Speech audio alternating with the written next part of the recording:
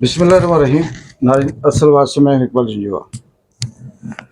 पाकिस्तान के अंदर जो सूरत हाल है और इसकी और बांग्लादेश की जो आपस में मुमासलत है, बहुत से ऐसे तजिया का तबसरा करने वाले या आम आदमी के जहन में ये है कि क्या पाकिस्तान के अंदर भी बांग्लादेश वाला मॉडल चल सकता है या इनकलाब आ सकता है, या पाकिस्तान के अंदर किसी और तर्ज की कोई इस तरह की सूरत हाल पैदा हो सकती है जो मौजूदा फार्म 47 और रजीम चेंज वालों के लिए मुश्किल पैदा हो। तो इस हवाले से मैं आपके सामने एक तजिया रखता हूँ, एक एग्ज़ाम्पल रखता हूँ। फ़ैसला आपके हाथ में है, आप खुद फ़ैसला कीजिएगा कि क्या ऐसा हो सकता है या नहीं।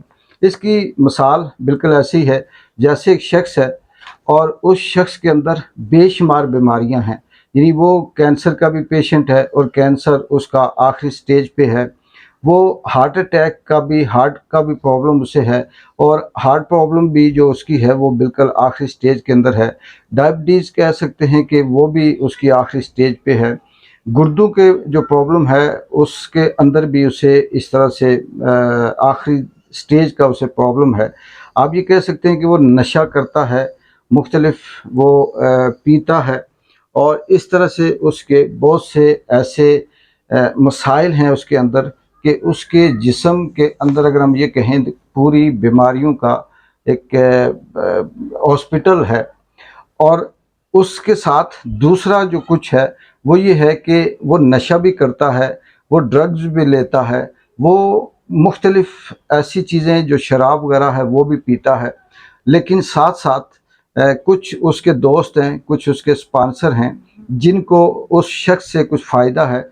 वो उसे उस नशे के साथ साथ, शराब के साथ साथ उसे मेडिसिन भी दे रहे हैं, उसे खुराक भी दे रहे हैं, उसे फ्रूट भी दे रहे हैं और उसकी सेहत को मेंटेन करने के लिए दिन रात कोशिश करते हैं। उसकी रोज़ाना शेव बनाते हैं, उसे नए कपड़े पहनाते हैं, उसके बाल शाल बनाकर उसकी बॉडी को बड़ा फिट रखते हैं। अब यहाँ पर दो तरह के नज़रियात या दो तरह की जो राय है वो शख्स के बारे में आएगी। एक वो राय है जो आम आदमी उस शख्स को जानता है कि ये नशा करता है, शराब पीता है, ये ड्रग्स लेता है, इससे बीमारियां भी हैं, ये कैंसर का भी पेशेंट है, डायबिटीज़ भी इसे हैं, हार्ट पेशेंट भी है और वो ये तजिया करेंगे कि ये किसी टाइम भी मर सकता है। क्योंकि जैसे ही इसकी खुराक कम होगी या इसे वो जो मेडिसिन दी जा रही है या इसकी जो सेहत के हवाले से जो खुराक दी जा रही है वो जैसे ही कम होगी या फिर उनका असर ख़त्म होगा तो ये शख्स मर जाएगा। एक ये राय आएगी। दूसरी वो राय जो उसके स्पॉन्सर हैं, जो फ़ायदा उठा रहे हैं, जो शख्स को कहीं ना कहीं इस्तेमाल कर रहे हैं और वो उसके मुंह पे कहते हैं तू तो बड़ा अट्टा कट्टा है, तेरी सेहत बड़ी ठीक ठाक है, तू अच्छा खासा खाता है और तुझे किसी किस्म का कोई प्रॉब्लम नहीं। हम रोज़ाना तू इतना चलता है, इतना वज़न उठाता है, कपड़े खूबसूरत पहने हुए हैं, तेरी बॉडी देखने में सही है और तू अपनी इस तरह से वक्त से पहले नहीं मरेगा, अपनी तिबई मौत मरेगा। तो ये दूसरा जो तजिया करने वाला शख्स होगा या उसे सहारा देने वाला वो शख्स होगा जो शख्स से इस तरह से फ़ायदा उठाता है। अब इसी चीज़ को उठाकर हम अपने इस मौजूदा जो सूरत हाल है इसमें रखें तो हम ये कह सकते हैं कि ये जो मुल्क है पाकिस्तान है ये एक साइड पे बीमार है और इसके अंदर क्या क्या बीमारियां हैं। मौजूदा रजीम चेंज और फार्म 47 से मुसल्लत शुदा ये जो टोला है इनके अंदर आप कह सकते हैं कि महंगाई का कैंसर बिल्कुल आखिरी हद क्रॉस कर चुका है। नफ़रत, नाअहली, नालायकी की जो डायबिटीज़ हैं वो भी आखिरी दर्जे पे हैं। जिस हद तक इनकी फस्तायत, दुश्मनी, जुल्म हो सकता है ये कर रहे हैं और इसके साथ अगवा केसेस, अवाम दुश्मनी पॉलिसियाँ या मुल्क दुश्मन तर्ज़ अमल पे ये गामज़ान हैं। कोई भी इनकी ऐसी हरकत नहीं जिससे मुल्क का नाम बेहतर हो, जिसमें मुल्क की एक्सपोर्ट इंपोर्ट बेहतर हो, जिसमें मुल्क के अंदर आम आदमी का कॉन्फिडेंस बहाल हो, जिसमें मुल्क के अंदर सरमायाकारी आ रही हो या बड़े बड़े प्रोजेक्ट लग रहे हों, या ये कहा जाए कि कहीं ना कहीं से आमदन का कोई ऐसा ज़रिया है जिससे मुल्क के ख़जाने में बेहतरी आ सकती है, वो भी बिल्कुल कहीं से नज़र नहीं आ रहा। और उसके महंगाई के बेरोज़गारी के, तबाही के, बर्बादी के ये सारे झटके भी इस मुल्क में लग रहे हैं। आगे चलते हैं। इसी मुल्क में कौमी ख़जाने और मुल्क के लूट मार का जो इन लोगों को बुखार है, फार्म 47 वाले होंगे, पीडीएम हो गई, ये सारे का सारा जत्था, इन्हें एक नशा है ताकत का, और जाली ज़बरदस्ती मैंडेट लेकर चोरी बदमाशी का नशा भी इनके अंदर है, प्रोटोकॉल का नशा भी है जो आखिरी हद तक है, झूठ फराड की जो आखिरी हदें हैं वो भी ये क्रॉस कर रहे हैं। वो स्टूडेंट्स, वो तालिब इल्म, वो आम आदमी, वो यंग नौजवान जो इस कौम की, इस मुल्क की उम्मीद है, वो यहाँ से बाहर भाग रहा है, दूसरे मुल्क में प्रेफर कर रहा है जाना, इसलिए कि उसे इस मुल्क के अंदर रहकर मुस्तकबिल अंधेरे में नज़र आता है। ये वो हकीकतें हैं जिससे आप इनकार करें तो एक अलग बात है कि आंखें बंद करने के मुतरादिफ होगा, लेकिन ये सारी चीज़ें साथ साथ चल रही हैं। इमरान खान का नाम लेने वाला या इमरान खान की बात करने वाला, चाहे वो कोई सहाफ़ी हो, आम आदमी हो, सोशल मीडिया से हो, सियासी वर्कर हो, या किसी भी हवाले से उसका ताल्लुक़ हो, उसे गद्दारी, दहशतगर्दी जैसे मुकदमों से गुज़रना पड़ता है।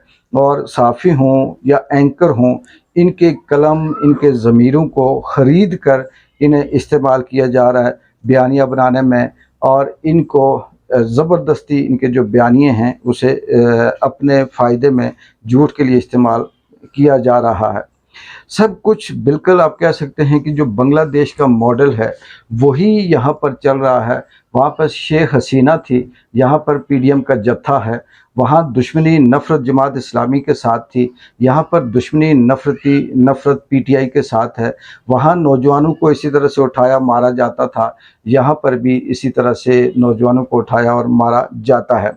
और दूसरी तरफ वो लोग, वो जो फ़ायदेमंद जो इनको सहारा दे रहे हैं, आप ये कह सकते हैं कि इनको एस्टेब्लिशमेंट की खुराक मिल रही है, इनको ये सहारा दिया जा रहा है, और डंडा अगवा की जो एनर्जी है वो भी इनको बताई जा रही है कि हम आपके साथ हैं।